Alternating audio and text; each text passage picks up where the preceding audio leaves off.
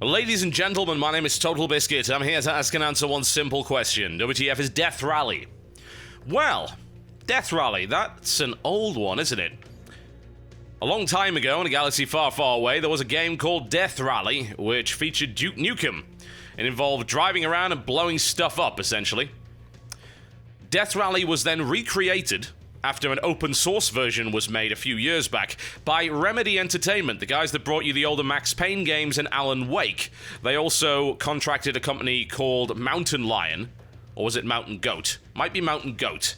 Yeah, let's go with Goat. And what that allowed them to do was to offload most of the dog work to that studio. So Remedy had some involvement in it, certainly, but they weren't the guys who created the entire game by any stretch. So what is it all about? Well, it's about racing around in an isometric style and blowing stuff up, getting upgrades for your car and doing various challenges and things like that. This is the basic vehicle available here, the Vagabond, which I have upgraded. You can also get parts for different vehicles, as you can see. I believe all of these, or at least most of them, are named in the same way as they were in the original game. That, if I recall correctly, is very much Duke Nukem's kind of truck. The Vagabond is bloody terrible. It's essentially a Volkswagen Beetle. Not exactly what I'd choose for combat racing, quite frankly. So you go through the missions. There is a story mode, but it just consists of a few story missions which give context to all of this stuff. And then you go around and you blow stuff up and, more importantly, win races. I'll show you how it plays, but first, let me make you aware that this is actually a port from iOS. So this was on iPad for 99 cents, I might add. Or whatever your regional equivalent might be. I think it was something like 69 pence. And this game, well, it costs a little bit more. It's currently 15% off at $8.49, £6.79, or €7.64. So, is the port worth 10 times the price? Good question. Let's find out, shall we? So I'll have a look at the settings, and Remedy seems to have done a pretty good job of moving it over to the PC platform. They do have rebindable keys. In fact, I actually found that the controls for keyboard were arguably better than the controls for 360 pad, just because the way they do it is... Do you know how they control a lot of twin-stick shooters? Like, you hold the stick in one direction, the actual vehicle goes in that direction? Well, that's what they do here as well, so it's not a traditional racing configuration, and I really don't like that. I prefer just using the keys in that regard. Aside from that, you can change your graphics to extreme. Don't be fooled. This does not make the game look particularly good. They claim to have redone all the assets for the PC version, but I don't know how true that really is. I guess it's fairly obvious that the textures are higher resolution, but it's not a good-looking game by any stretch of the imagination. Alright. Let's try out some racing, shall we? At the moment, I have a shotgun mounted to my car. Everything else is unlocked by getting parts, by blowing up other vehicles. Let's just start with a deathmatch, actually, and then we'll do a little bit of racing. So... Deathmatch is what you would expect, honestly. Drive around, blow some stuff up. So I have a shotgun mounted to my car. This is also a good way to get an awful lot of cash. Now, the AI is not what I would call great. A lot of the times, it just seems like everything is spinning around for whatever reason. They never grab repairs of their own, which I have to wonder if that's a deliberate design choice. But even if there's repair pickups lying around the place, I have just flat out never seen them use them at all, which is a very weird thing. Grab some more ammo there. Now, the aiming system it's a little dodgy, but that's mostly because there's an upgrade available later on in the game that actually gives you a laser sight, so I guess that's why. Once you have an alternate weapon, and by alternate, I actually mean a primary weapon, also the little machine gun that you've got is just considered kind of a secondary, but it's all you start with. Then, after you've got that, you will be able to have it auto-fire, as you can see right there. I want to take this guy out. There we go. There's a quick pickup. Funnily enough, it actually takes ages to kill people in this game. In Deathmatch, it takes a little bit less time, as you might imagine, but in races, what? Yeah, they can take a hell of a pounding. It is not unsurprising to see an entire race go by whereby nobody dies, which is a little odd. But it does make sense when you think about it, because the races are really, really short. Absurdly short, actually. The deathmatch is the lengthiest of the game types.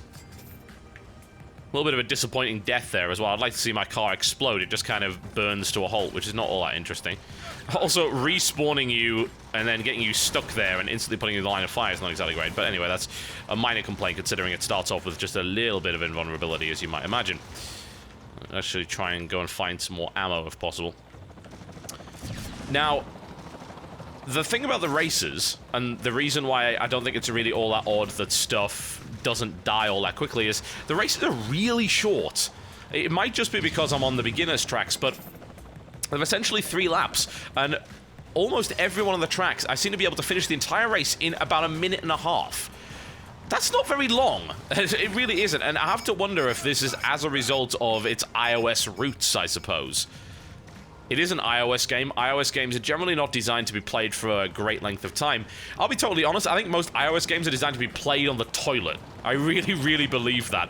And this whole bathroom mechanic, I suppose, the bathroom-centric design, means that an awful lot of iOS games are designed to be played in very, very short spurts. It's a fairly bad term, considering what I was referring to there. Maybe a little bit inappropriate. Whatever the case, that's not the kind of thing that I like to see in my PC games. I like a little bit of a lengthier race, a bit more attrition involved. I would imagine the tracks later on are a little bit longer, but really, I would like to see a race that goes on for longer than 90 bloody seconds. And in fact, a lot of them actually end up being a lot shorter than that. Alright, so that was Deathmatch. That's probably the worst bit of the game, honestly. The racing is more fun than the Deathmatch. I think it's mostly because of the AI. You can play in multiplayer, and it's got a weird system, actually. You turn this off and on, and then when you go to your races, it'll show you races that are available in online mode, and it'll also try to set one up. You can also set up a game channel, so if you just want to play with your friends, you set up a name of a channel, and then everyone that has that name in there is able to join it. This is also a relic of iOS, but it's actually quite good. I mean, that's a great system, or at least it would be if there were any players. I have been completely unable to get a multiplayer game of this at all, because there's no one playing it. So that does kind of limit my ability to tell you about it. But I do like that channel system and the way that it's integrated into the game. It's very nice indeed. Much better than a server browser. It's nice just to be told, hey, there's a multiplayer game going on here. You see this one? Yeah, this race took 51 seconds. 51 seconds. A lot of these games... Wow, I could do most of these in less than a minute, I think. In fact, I can't find a single one that's actually 90 seconds long. I do not approve, ladies and gentlemen. I do not necessarily approve. Alright, well, let's do a few more races and show you what's going on with it.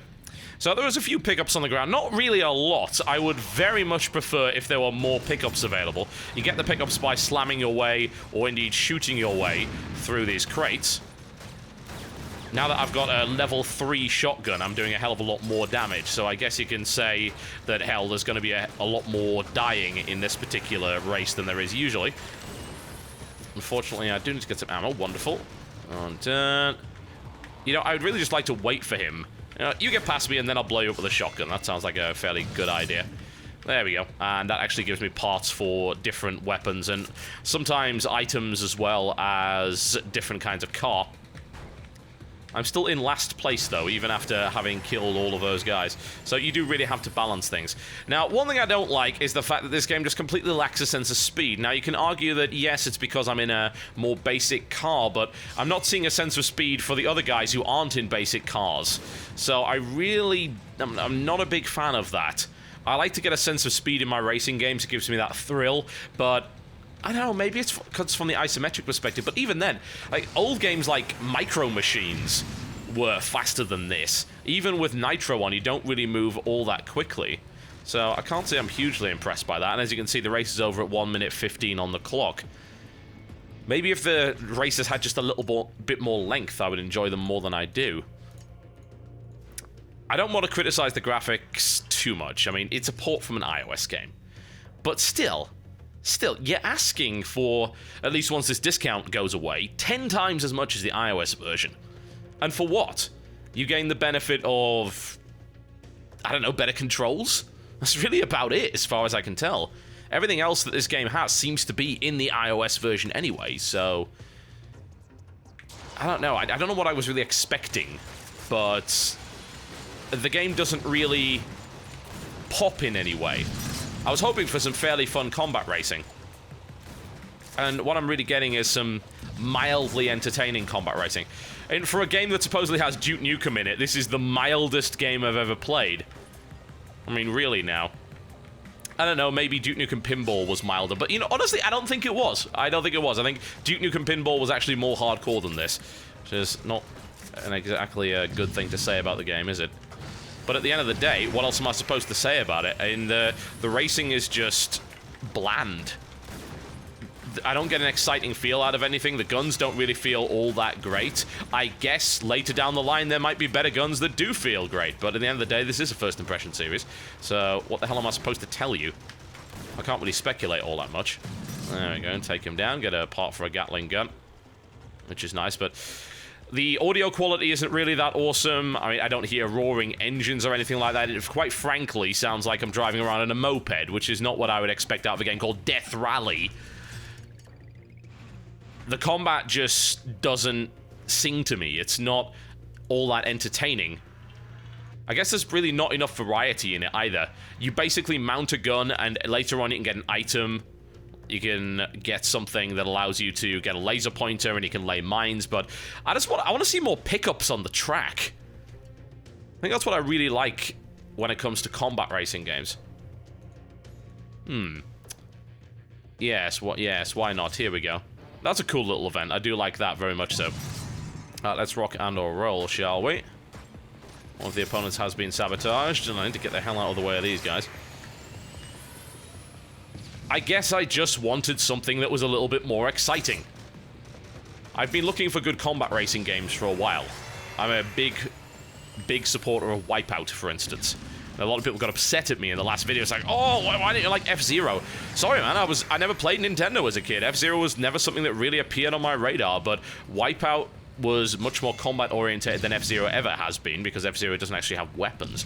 So I love combat racing. I love stuff like Interstate 76. I love Vigilante 8, but I'm not really getting a lot of that.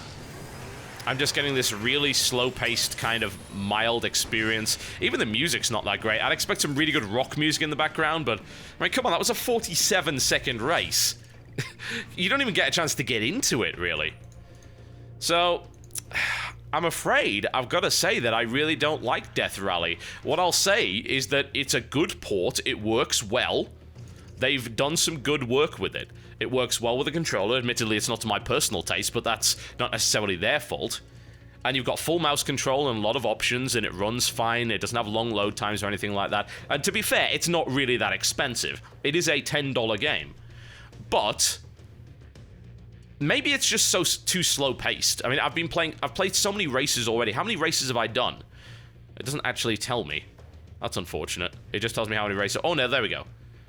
So I've played 17 races thus far, which I guess is not really that long considering these... Wow, these lap times are so incredibly short. But I felt like I should be getting into the game more by this stage than I would actually get from this now. I'm not having fun, guys. What can I say? I want to tell you that I am, but sadly not. The game it seems astonishingly uninspired in many, many ways. I guess the original was astonishingly uninspired as well. I mean, I don't think a lot of people really say, oh, Death Rally, amazing game. It's like, well, it really wasn't. It was kind of fun. It was janky. It was gimmicky in places. It was nice to get combat racing, but actually back in the day, there were more than one combat racing game, so, you know. Even then, that's not all that impressive.